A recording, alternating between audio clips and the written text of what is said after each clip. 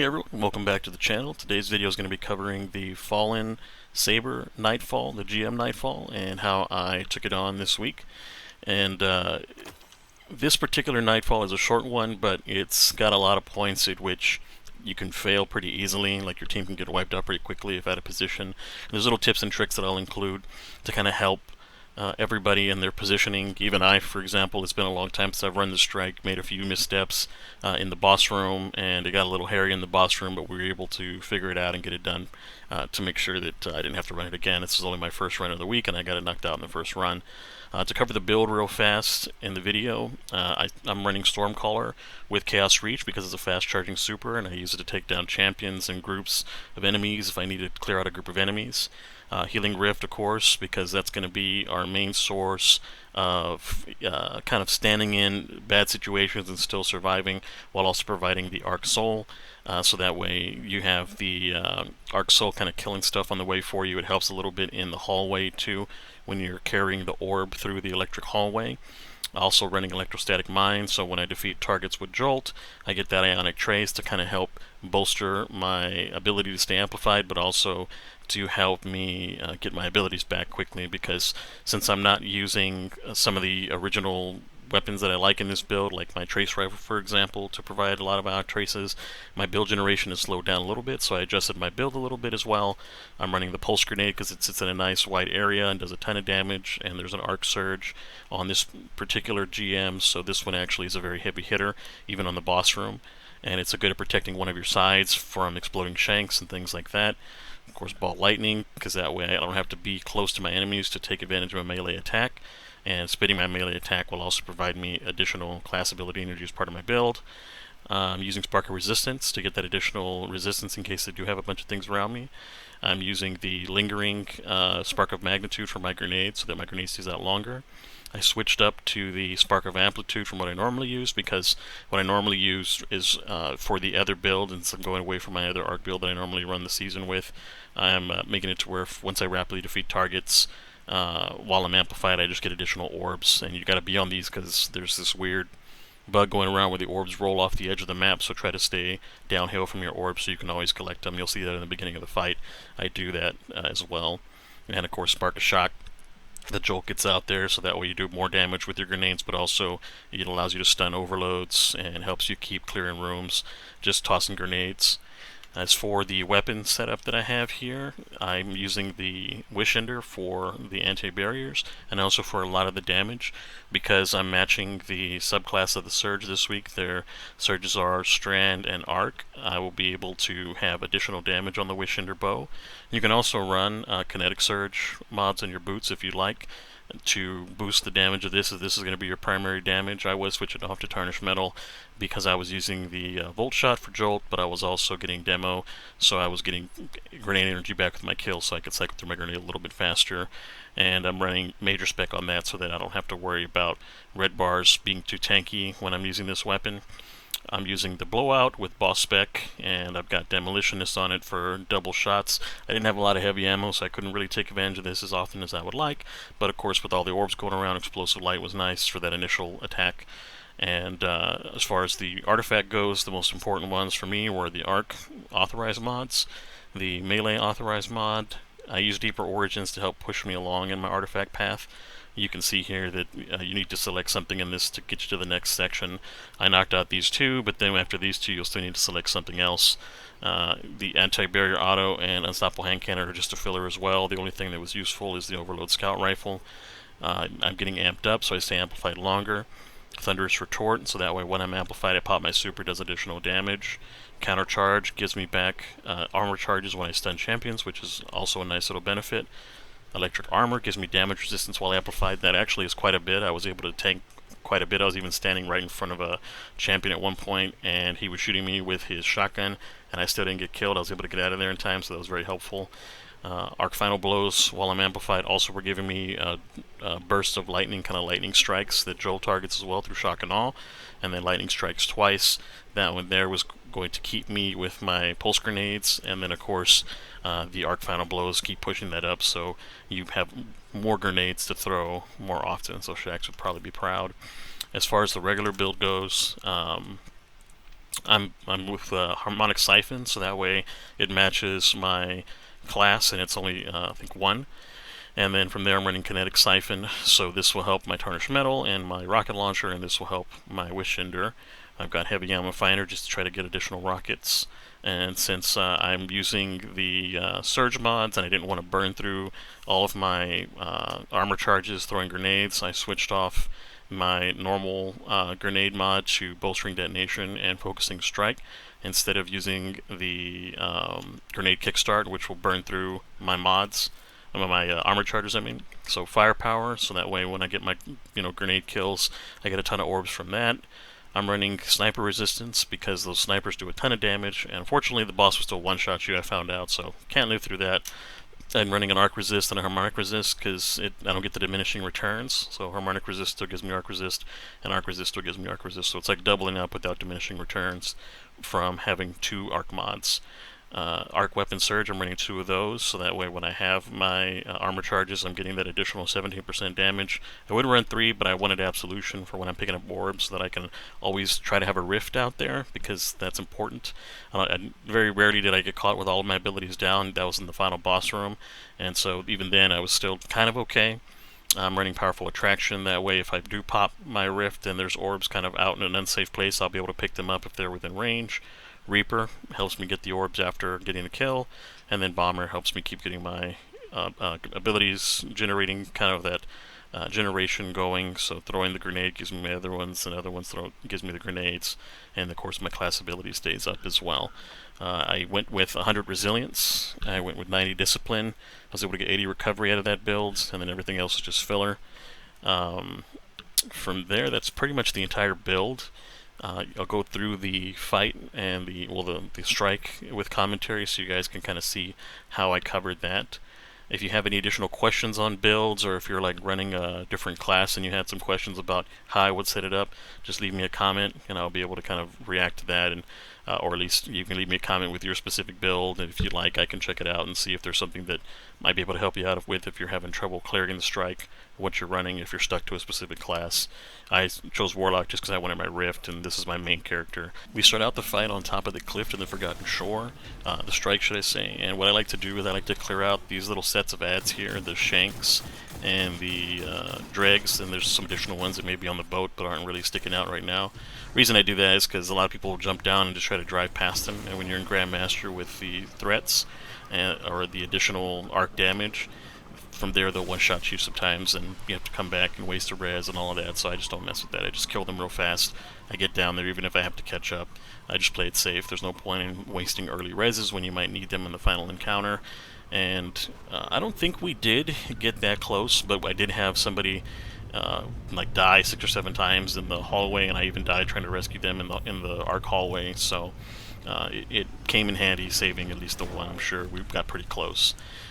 Try not to get killed, of course, by the landing Warsat. That can kill you if you bounce twice. No longer it'll kill you if you bounce once, but if you bounce and then hit something else with like 1 HP, it can kill you still. What you want to prioritize whenever you're working with the skiffs that are coming in is to take out their cannon. It will drop down after you shoot it one time, and then from there you can shoot it from a distance, and after a little while the cannons will explode. The skiff is then safe at that point and won't be able to kill you or even take part in the fight. I like to stay back where I'm standing here. These guys got into the center of the circle to try to help set it up. Normally I like to only have one person in the circle. Theoretically you can also have, and it's safer to have all 3 people stay back, kill everything that comes out of the skiff, and then go back together, or have 2 go back and 1 stay back for safety to progress it to the next section, so that way you get the enemies cleared out before you move into the section where you have skiffs coming in. And I think, from what I remember, the skiffs started coming in pretty quickly once we cleared these enemies out, because there was 2 of them, 2 of the teammates standing in the circle. Yeah, there they are. So I'm getting attacked by the skiffs early rather than killing everything, making sure the champion was killed, and then going in there. So that's just one thing for pacing, is to kind of stay out of it and don't push it to the percentage that brings in the additional skiffs, and you should be safer that way. I still stayed back because I didn't trust having everybody stacked over there, and I tried to give them as much cover as I could with nades and everything to make sure that they're not getting overrun on that left side while getting back up safely on this rock here, where I have this little kind of platform that I can hide behind. I always personally like to pick at the champions, especially the barrier champions, to keep them from protecting enemies around them, and I do my best to try to take them out quickly while also not exposing myself to too much danger.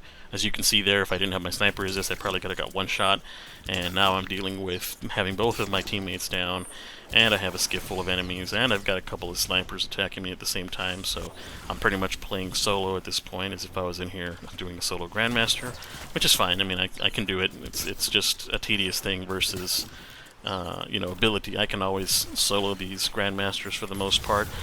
Sometimes it may take me a couple tries because of something weird happening or blowing me up or anything like that, but it's just kind of a matter of time thing, not a matter of skill. And I always just try to burn through these quickly, so I bring people along, because why not? Once these ads are down to, again, it's one of those things where they realize what I'm doing is hanging back. Then you can go back in there and you can push the final percentage pass, so I always fall back again, make sure that I'm clearing the area first before going in there and adding anything to the timer. And here comes me collecting the orbs. You can see me trying to grab the orbs as they're trying to roll off the hill so that I can get my super back. And also can stay with my armor charges.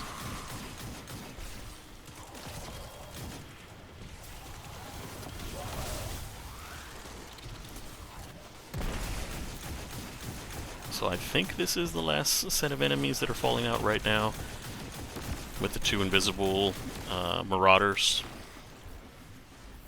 Yep. And now from here we're going to drop down and we're going to open the door. I'm just going to check for ammo real fast and see if I have ammo around. I didn't really have any, and I only had 3 rockets, so I was kind of annoyed at that with ammo finders you didn't get one drop out of those giant groups. You pop on your Sparrow, and the important thing with the Sparrow is that you can block the door at the end of the hallway here you'll see me come up on with your Sparrow nose, and I do exactly that. Like, I'll get off my Sparrow and I'll go open the door, then I'll go jump back on my Sparrow and I'll come back and block the door. And what that allows me to do is that allows me to play all the way back at the very kind of opening of the door where these rocks are here, as you see me getting on my Sparrow, and I don't have to get into the room and put myself in any danger in order to use my advantage, which in this case is the Wish Ender. Does so much damage, hits so hard, and I don't even have to engage in any of those setups that Bungie set up with the barrier in the back blocking any of the Vandals and stuff. They'll have to come so far forward that a lot of those Vandals end up exposing themselves, and they're not protected by the barrier's shielding ability. And so I can pick at the barrier, I can pick at the Vandals, and just clear up as much as I want to before I step up to deal with any of the champions or anything like that. Sometimes too you can bait the overload champion to push up. It has that tendency, once you start to do a little bit of damage to it, to push up and to try to get in your grill and kill you with its shotguns. So that's another positive, is that you can really force the champions up and out of safety as well, get them away from the other champions so they can't protect each other. You know, the overload doing a ton of damage to keep you from hurting the barrier, and the barrier of course protecting the overload. Also, the invisible guys come up and they expose themselves. Wish Ender's got that great ability where it can kind of highlight enemies hiding through things, so I can see the invisible guys as they're running up even though they're cloaked.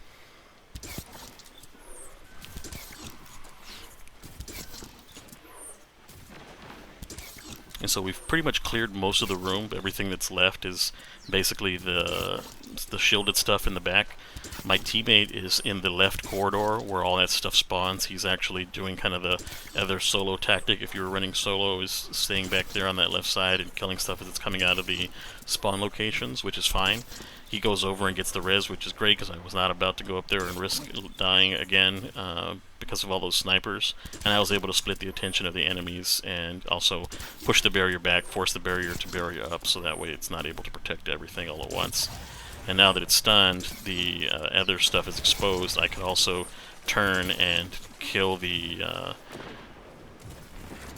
snipers that are over there on the right, and I would have been right to do that, but I was trying to help get that barrier down and that overload down. So either way, it worked out. If I would have had the rocket loaded, which I wasn't ready, I didn't think the rocket wasn't loaded, I would have been able to kill a lot of that just with the rocket because it tried to bunch up on the barrier. So my teammate was not expecting the Sparrow to be there and fell really far back and got stuck on the Sparrow. But you'll see here's the situation I was telling you about where the overloads are pushing up.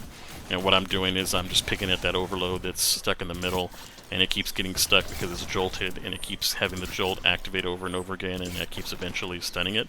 Also keeps it from healing. So I try to do the same thing. I try to use my scout to get a kill so that I can also spread the jolt. And then the scout also prevents it from healing.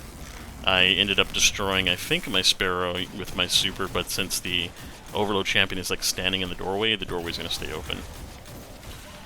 Now this is important. I go out there and I get the rockets that are on the floor, and then I end up falling way back again, my original position, because 2 overloads spawn in that hallway where I was putting my Sparrow, and those 2 overloads a lot of times will surprise the Guardians that are standing in front of the door because they're not expecting the overloads to spawn here.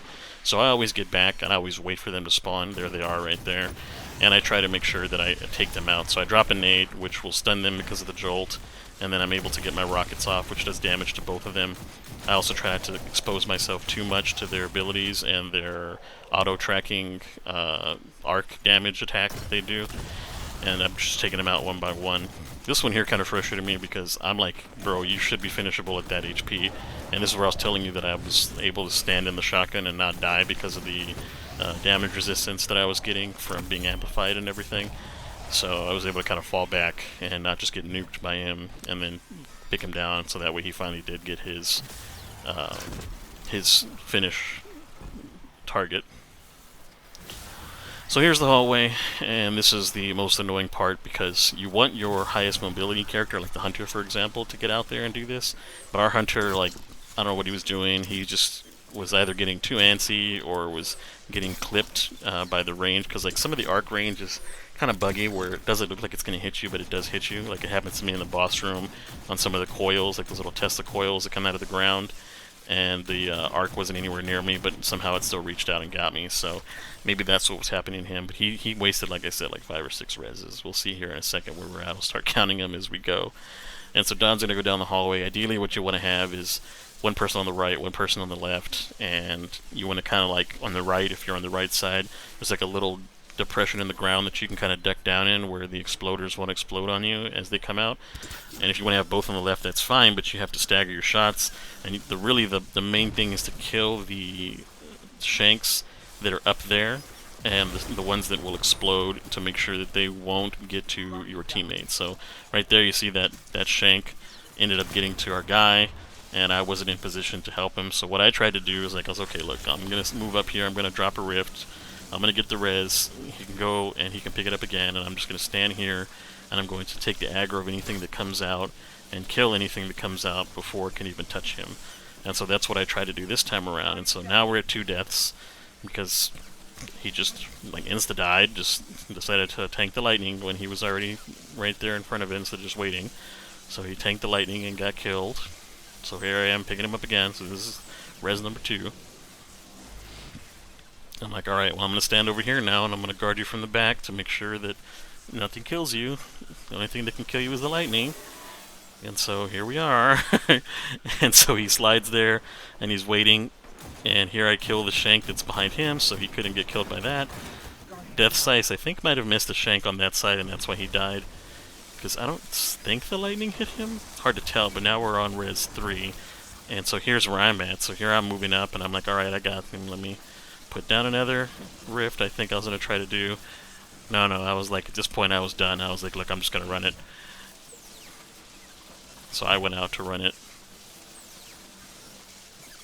Alright, so I'm following the lightning. I got safe. I put down the rift so that I can have my Arc Soul up, so my Arc Soul can attack stuff for me. I'm just waiting for the lightning to pass. As I run through, you can see the Arc Soul kind of hitting everything. And I think my Arc Soul might have killed that Exploder Shank, but oh well. So death thankfully didn't die and was able to get our reses here. And so here I'm telling him like, hey, try to stay safe and shoot the shanks and stuff for me. And then Death was like, nah, I got this. So Death went out there. And I was like, okay, fine, let Death try it. And I put a grenade there ahead of time, hopefully that Death picked up the orb and the shank that spawns there gets hit by my grenade. He's flying, which is good.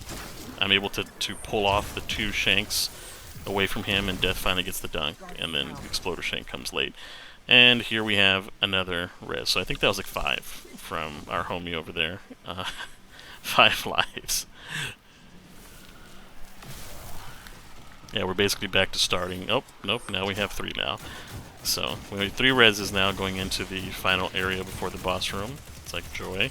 Thankfully there's like 4 champions, I think, so I think we end up with like 8 reses or something like that. Like, is there 4 or 5 champions? Let's see, there's the overload, there's the barrier, 2 more overloads in here, so that's 4.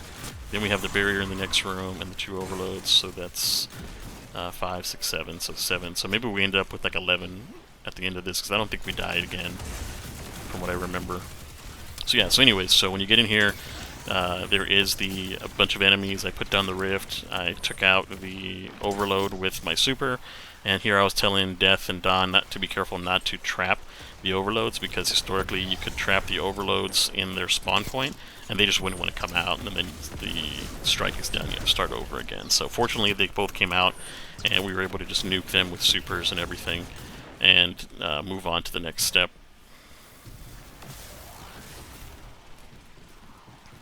In this room I like to stay back into the open area and pick at the barrier, because this stuff on the side will eventually try to move up to save the barrier, so you don't have to actually like put yourself into too much peril, especially because there's snipers back there to watch out for, and they will kill you if you're not set up resistance wise, or if you get hit after having a couple of like the tracking arc attack come after you, and then you get hit by the sniper, then you're easy target. So as you can see, as the barrier's kind of teleporting and getting away, I do push up because I'm not about to let that barrier get away, and then from there I'm picking at the sniper at the same time.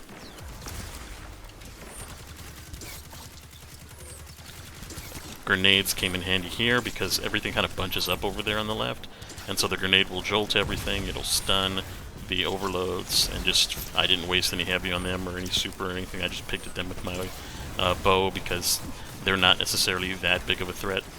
And it looks like there's 3 overloads here. So, good recovery on revives going into the final section.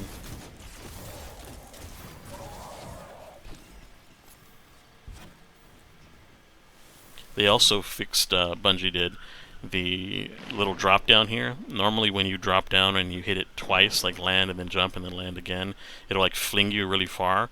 Since they removed a lot of the collision deaths, you can survive and be with 1 HP. Now of course if a ad comes out and shoots you, then you're dead anyways, but at least you'll survive the fall and you won't end up with your ghost in an unresable spot at the very top.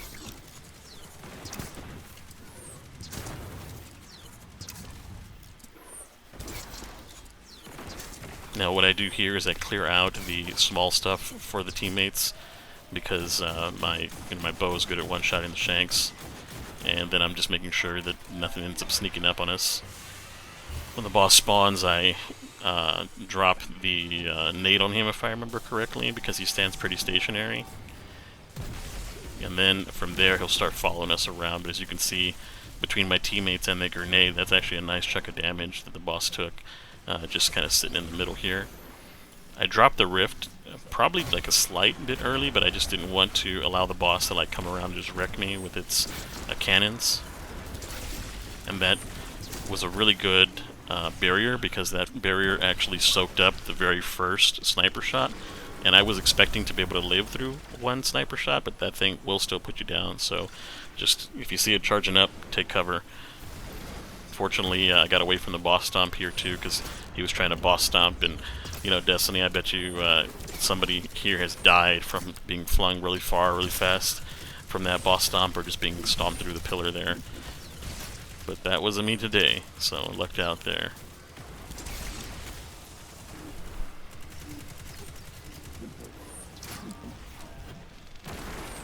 Now once you push him into the first phase, he'll disappear, the Tesla coils will begin to change, and then you're going to get your barrier spawning in the middle with smaller ads spawning on the sides. You also have to look out for snipers that will spawn out of the upper vents. I always try to focus the barrier, but I keep my eye like kind of peripheral on the top just in case the snipers start to spawn from that vent to my right. I'll be able to take them out before they can kill my teammates. And these Tesla coils in front here, these are the Tesla coils that have a little bit bigger range. They don't look like they can hurt you from standing where I'm standing, but they can apparently, because I think I got a little bit too close in the next phase and ended up getting wasted by those just pushing up trying to kill ads and stuff. I've got this here just in case he happens to get around the corner, this rift. And then once this changes here in the middle, you have to watch the rail on the right side behind you. That will electrify, and lightning will start going down that back wall, so that's why I'm standing a little further out. But of course I need to stand a little further back because those Tesla coils have bigger range than what I thought, and they end up killing me here eventually.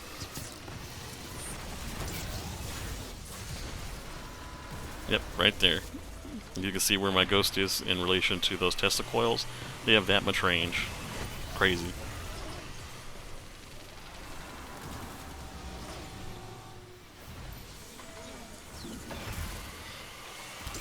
Now this section, when you're in the last half of the boss's health, it's one of the most dangerous because then you're starting to get exploder shanks.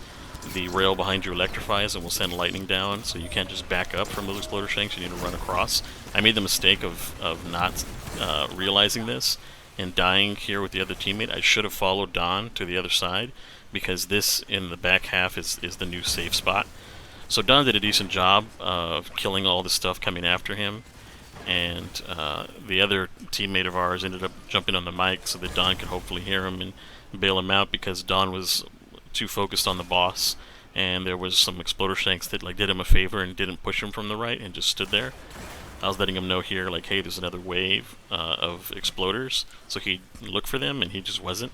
So as you see here, that exploder just did him a huge favor, because if it would have continued coming up those stairs, he would have absolutely died. It would have just swiped him, no problem. And so thankfully he didn't just sit there the whole time killing exploder shanks that are going to spawn infinitely. He like ends up making his move. And you know, the boss cannons do some damage, but they're not going to kill you as long as you stay moving. And so he picks me up, and then, you know, I take off to the safe spot. You know, it was not before giving me a heart attack by backing up into that exploder shank. Again, I don't know how he lived, but he picked me up. We popped the exploder shank that's over there, and I took off away from everything. And Don ends up, I think, dying to the electric shock because he was trying to res our teammate. And our teammate is in a really bad spot because every time we res him, lightning's going to come across that back wall area. And it's so difficult timing-wise to get him out of there because his feet are going to touch, he's going to get 2 inches, and then he's going to get hit by the lightning again, he's going to die again. We have 9 reses, so I mean he can go little by little, but in that same time, as you can see, the boss is shooting you, exploder shanks are shooting you, so or trying to blow you up, should I say, so I'm doing my best to go back and forth while blocking off the shanks here. I think this is the pass where I end up throwing a grenade at the door there so that if a shank came out, it would hit the grenade and not end up doing any damage to me. And then I backed off again and hoped that Don would realize, like, hey, you know, just leave our teammate over there and let's finish the fight together. But Don was stubborn, and Death ended up getting rezzed, and Death came over here and ended up getting Don, and so I'm distracting the boss at this point. I'm like, alright, I gotta keep the boss from shooting at them so that he can get down there and get Don. So I'm keeping the boss's attention and just kind of poking at the boss. And now it's finishing time. Now I've got Wolfpack rounds from the grenade from the Gallahorn. Well, I should have. I saw the Gallahorn go out. And so now I'm burning my heavy. I'm hitting the boss with everything I got, and then they're burning their supers. So there we go, GG. That's kind of the way you run the boss room, is you come inside, you go hide in there in the corner until his middle phase, and then as soon as his middle phase comes, you relocate to the left where I was standing. Once we finally finish the boss, everybody should have come over to that side and cleared out ads. You can even have one person only on shanks if they're running like a machine gun, for example, and the other two picking at the boss. And then of course I was able to give my commendations to the teammates. And that's that. That's the second Nightfall. Next week we have the PsyOps Moon, which is going to be interesting. I believe it's the first time we've had PsyOps as a Nightfall. And so I'm kind of curious to how much damage we're going to end up doing with the spear and how that's going to play out. And I'll definitely make a video for that one, and hopefully I won't have too much hassle getting that one done, because that one's a very enemy dense fight. And so if you have any questions, again, down in the comments below. I try to answer as many comments as I can get to for the week. And I appreciate everybody watching the end of the video. Hopefully this helps you get your weekly Nightfall done and move you on to your Conqueror title if it's your first title, or your guild if you're working on guilding your title again. And you guys take it easy.